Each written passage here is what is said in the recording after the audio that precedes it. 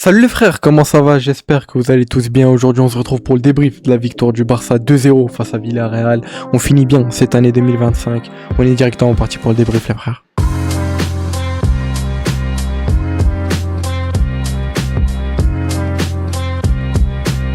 Tout d'abord, avant de commencer le débrief, les frères, je sais, le débrief sort assez tard, il sort le lendemain, etc. Malheureusement, directement après le match du Barça, j'ai pas directement pu le faire parce que j'ai récupéré toutes les images, etc. pour montage. Ensuite, il y a eu le début de la cérémonie de l'ouverture pour la CAN. Et par la suite, il y a eu le match que j'ai bien évidemment regardé. J'en avais déjà parlé dans l'avant-match que, voilà, peut-être que le débrief allait être pour retarder parce que voilà, j'ai regardé un match du Maroc, bien évidemment. Pour ceux qui me suivent pas aussi, les frères, sur Twitter, n'hésitez pas à aller me suivre parce que hier, j'ai mis sur Twitter que le débrief ne sortira pas dans la soirée, il sortira le lendemain et que j'allais parler brièvement du Maroc. Pour parler du Maroc, on a remporté le premier match 2-0 face aux Comores, match d'ouverture, un match qui honnêtement n'est pas toujours évident, le match d'ouverture, surtout quand t'es le pays hôte, on sait que t'as cette pression, etc. de bien commencer. On s'en sort quand même bien avec une victoire 2-0, une première mi-temps qui était quand même assez compliquée, on va pas se le cacher, surtout avec leur bus, le Comores qui, on va pas se le cacher, nous ont mis un bus, joué énormément sur les contre-attaques, mais c'est compréhensible. Mais dans l'ensemble, honnêtement, on a dominé cette équipe du Comores, on a été meilleur qu'eux. Victoire méritée, après bien évidemment, faudra pas se relâcher pour la suite de la compétition, on connaît tous la CAN, comment c'est la CAN. Il va falloir bien enchaîner, ne pas se reposer sur nos acquis, j'ai envie de dire. Après, bien évidemment, du niveau qu'on a vu hier de l'équipe nationale, c'est pas ce qu'on attend encore, mais voilà, ça joue pas mal et on verra bien comment ça va évoluer en tout cas. On a énormément de qualité quand même dans cet effectif, on va pas se le cacher. Al-Karabi qui est rentré, qui nous a mis le retourné magnifique, fallait que j'en parle. Brahim Diaz, voilà, qui met ce premier but, il est laissé seul et il est bien positionné. C'est Mazraoui qui lui fait la passe, il me semble. Mazraoui et Salah Eddine qui ont vraiment fait un bon match, les deux latéraux. Et dans l'ensemble, ça a été quand même un assez bon match de tout le monde. Peut-être Rahimi avec son penalty manqué dans le jeu, il a pas vraiment été bon, j'ai envie de dire. Mais voilà, ce penalty raté, honnêtement, je peux le comprendre. T'as la pression, c'est le premier penalty. Tu sentais que les joueurs avaient cette pression de bien démarrer. Et on sait tous que le match d'ouverture, c'est jamais aussi simple, on va dire. Mais voilà, en tout cas, victoire 2-0 face aux Comores. Donc voilà, je tenais à en parler. Prochain match du Maroc vendredi qui arrive face au Mali. Peut-être qu'il y aura un débrief du Maroc, comme là, il n'y a pas de match du Barça, etc. Même si je vous prépare des vidéos à côté. Là, je suis en train de préparer une vidéo depuis un moment qui va sortir dans la semaine. Et il y aura d'autres vidéos actu parce qu'il y a énormément de choses qui se disent. Et puis voilà, je voulais faire cette petite parenthèse. Passons maintenant au débrief de ce match, de cette victoire 2-0 face à Villarreal. Match qui, honnêtement, on s'est fait pas mal de frayeurs. Avant de parler de quoi que ce soit, de la compo, etc., j'ai juste envie de dire déjà merci Juan Garcia qui nous a sauvés. Enfin, c'est juste magnifique. Même dans mon tweet, je l'ai mis entre parenthèses, j'ai mis merci Juan Garcia. Vraiment, Juan Garcia, c'est juste incroyable. Le nombre de parades qu'il nous a sorti, c'est pour moi l'homme de ce match. Honnêtement, même si l'homme du match, ça a été Rafinha, qui s'est mérité, bien évidemment. Lui et Yamal hier, qui ont fait vraiment un gros match.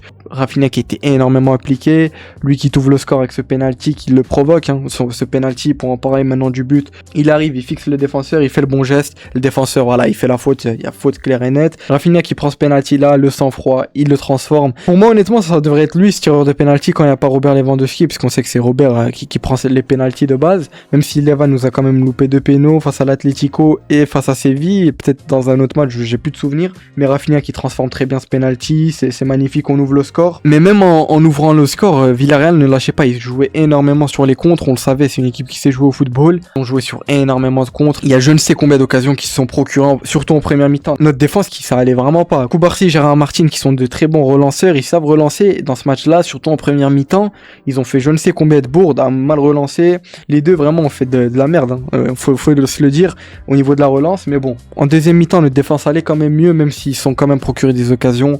Juan Garcia qui nous a sauvés, comme je vous l'ai dit, je ne sais combien de reprises. Là en tête, j'ai cette passe que Balde a voulu faire, cette remise sur Juan Garcia, lui fait une passe dégueulasse. Et t'as Buchanan, il me semble que c'est lui qui vient, il tire, il te sort une parade magnifique. Koubarsi après qui vient la dégager. En tout cas, Juan Garcia, vraiment, ça a beaucoup fait des montages de lui avec Superman, etc. Non, vraiment, Juan Garcia, vraiment merci. Faut le remercier parce que sans lui, sincèrement, je pense qu'on perd le match, honnêtement. Et aussi, il faut parler aussi du carton rouge qui a été le tournant. Un carton rouge qui est arrivé autour de la 40e, si je dis pas de bêtises, ou à peu près dans ces eaux-là. Un tacle très très méchant de la part de Renato Veiga. J'ai toujours pas compris pourquoi il a taclé comme ça, c'est très bête. Surtout que Lamine avait lâché le ballon, il lui a lâché un tacle d'assassin, vraiment, c'était pour le tuer. Je vois pas d'autres trucs. Vraiment, le tacle était violent, on va pas se le cacher. Il prend rouge, c'est évident, même s'il est choqué. En fait, il est choqué, en même temps, il s'excuse comme ça. Ensuite, voilà, il y a eu un peu de tension. T'as Fermin et Koundé qui sont venus un peu le pousser en mode lui dire t'es fou. T'as Eric Garcia aussi qui les a rejoints, si je dis pas de bêtises. Rafinha qui était en train de s'embrouiller un peu avec leur staff, il était en train de défendre Yamal, parce que voilà, ils disaient qu'il y avait pas rouge, leur staff, je sais pas comment ils voient qu'il y a pas rouge là. Renato Vega, il arrive les 2 jambes en avant en ciseaux, je crois, enfin bref. Heureusement qu'il a pas blessé Yamal parce qu'il est resté longtemps au sol, Yamal, et il boitait, etc. J'avais peur sincèrement pour Yamal, mais ensuite il est rentré, ensuite directement qu'il rentre de blessure, il récupère le ballon, je me dis il va revenir en retrait, ben non, il va vers l'avant, il dribble tout le monde encore une fois, enfin bref, lui qui dès qu'il a eu ce carton rouge là, et même avant, dès qu'il touchait le ballon, Yamal il se faisait siffler, il se fait siffler depuis un moment, maintenant c'est pas nouveau depuis cette saison là, il se fait énormément siffler, c'est triste honnêtement qu'il le siffle comme ça alors qu'on sait tous quand il va revenir en équipe nationale, qui va aider cette équipe d'Espagne, voilà. J'ai pas envie de dire le terme, ils vont tous voilà, vous m'avez compris. C'est assez logique quand t'es l'un des meilleurs joueurs du monde, faut s'attendre à ça, lui qui a marqué son but et qui a ensuite célébré en sifflant, parce que voilà, il le sifflait, très bonne célébration de sa part. C'est ça qu'on aime bien aussi, son côté un peu arrogant, bien sûr. Quand je dis arrogant, c'est la bonne arrogance, bien sûr, vous m'avez compris, je pense. Parce que je vois déjà venir certains qui vont dire ah mais Yamal il est arrogant, etc. Nanani, ils vont venir chouiner. Mais lui qui met ce but là avec un but un peu FIFA, on va pas se le cacher, un gros cafouillage là, il la donne à De Jong qui fait une passe à Robert alors qu'il aurait pu tirer, enfin bref, il fait la passe à Robert qui tire, il essaie de faire une retournée, après c'est contré, ensuite à De Jong, le ballon il arrive sur lui, il la met à Yamal qui est devant le but, il t'envoie un espèce de pointu extérieur, grosse frappe en tout cas, elle rentre, et il te met ce deuxième but, je crois autour de la 60e si je dis pas de bêtises, et il vient nous mettre le break, honnêtement, nous soulager, parce qu'au moins voilà, il y avait pas de mauvaise surprise, même si Juan Garcia nous a sauvé énormément, surtout quand ils étaient à 11, le nombre d'occasions où il nous a sauvé, enfin c'est lunaire. À un moment donné, Mikotadze prend de vitesse Gérard Martin et il va face au but, il te la sort encore, il te fait une double pareille il me semble. À un moment donné, Parejo il te fait un centre dans la surface, je crois que c'est l'un de leurs défenseurs qui était là, il la reprend, il te sauve. Enfin c'est un arrêt qui est juste monumental, vraiment. Faut vraiment souligner son match et souligner le braquage qu'on a fait, 25 millions, faut le rappeler qu'on a recruté ce gardien. Enfin bref, on connaît Juan Garcia de toute façon, maintenant il nous a sauvé C'est pas la première fois qu'il nous sauve. J'ai en tête ce match-là face au Rayo, j'ai plein d'autres matchs où il nous sauve, honnêtement, Juan Garcia. Il y a aussi Newcastle où il nous sauve. Enfin bref, ça fait plaisir d'avoir enfin un vrai gardien dans les buts sur qui tu peux compter. Bien évidemment, je sais pas pour lâcher une balle perdue à Ter Stegen ou quoi, loin de là. Ter Stegen qui était sur le banc encore une fois, très dégoûté. Et aussi la Liga, enfin le caméraman, le réalisateur, je sais pas, mais ils ont du vice, hein, parce que c'est pas la première fois qu'ils font ça. Ils montent Ter Stegen sur le banc dégoûté et ensuite ils t'enchaînent avec tous les ralentis des parades de Juan Garcia. Là vraiment ils sont méchants la Ligue 1, mais ça c'est compréhensible. Lui qui était assez dégoûté sur le banc, mais bon ça c'est logique, je vais pas reparler de ce cas Ter Stegen, c'est logique. Juan Garcia qui est juste monumental dans les cages.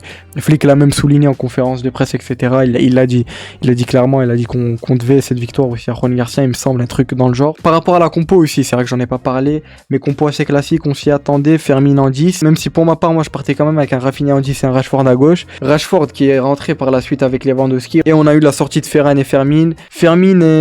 Déjà Ferran, j'avais l'impression de pas le voir de tout le match, je sais pas, est-ce que il y a que moi j'ai cette impression, mais je l'ai pas vu du match, j'ai l'impression. Ferran, voilà, ça arrive des petits matchs comme ça pour Ferran. Pour parler de Fermin, on le sait tous, depuis qu'il est revenu de blessure, il a pas mal de mal, Fermin, on va pas se le cacher, même si dans ce match-là, je l'ai trouvé un peu meilleur que les matchs précédents depuis qu'il est revenu de blessure. Mais bien évidemment, on attend plus d'un Fermin, ça c'est clair. En tout cas, on a eu cette rentrée de Rashford et Levan qui prend le poste de 9, bien évidemment. Rashford qui lui a pris ce poste d'ailier gauche comme d'habitude, et on a eu Rafinha qui a pris ce poste de 10. Il était vraiment un électron libre, il était du côté de Yamal, du côté de Rashford. Enfin bref, il bougeait partout, le frérot Rafinha qui a vraiment fait un gros match lui aussi, comme je l'ai dit, avec Yamal. Rashford aussi, je tenais à le souligner, mais il a vraiment fait une très bonne entrée, j'ai énormément aimé sa rentrée.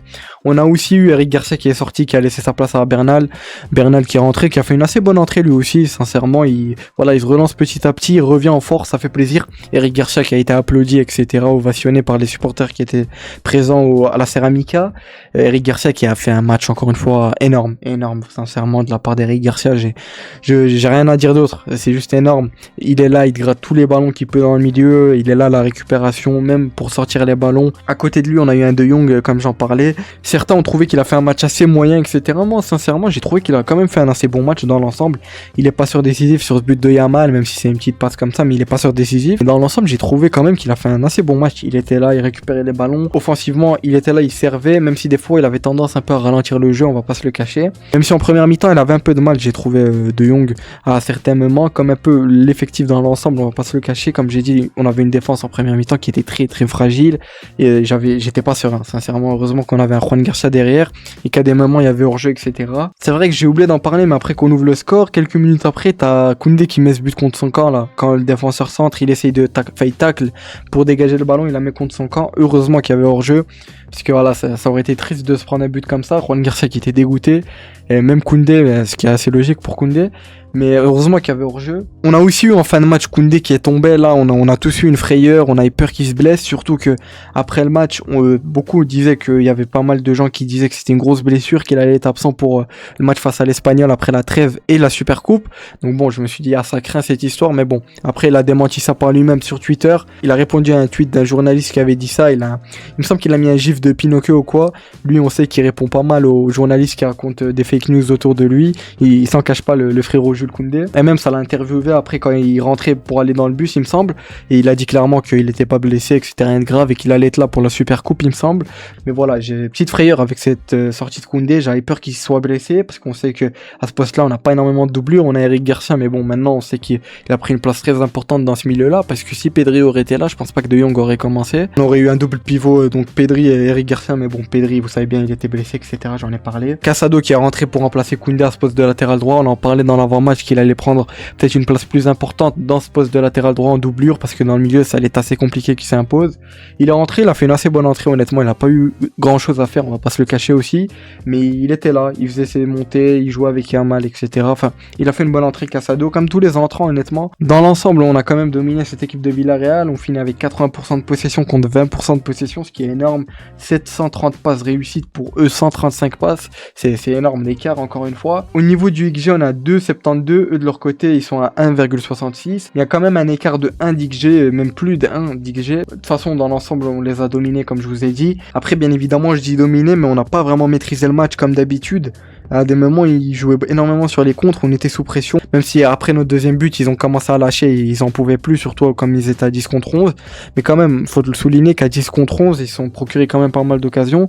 Et heureusement que derrière, on a un gros Juan Garcia, comme je le répète depuis tout à l'heure. Mais voilà, en tout cas, une victoire très très importante. On savait que ces 3 points étaient très importants pour partir en trêve tranquille. On savait qu'il était très important de gagner le match, comme je vous l'ai dit, de garder cet écart de 4 points entre nous et le Real de Madrid, comme eux ont gagné face à Séville. Donc voilà, fallait absolument qu'on gagne. On a gagné, c'est ce qu'on recherchait, mission réussie, j'ai envie de dire. Mais dans l'ensemble, c'est quand même un match où j'ai pris du plaisir à le regarder. Ça change des blocs bas qu'on a affrontés. On sortait 3 matchs face à des blocs bas, des bus.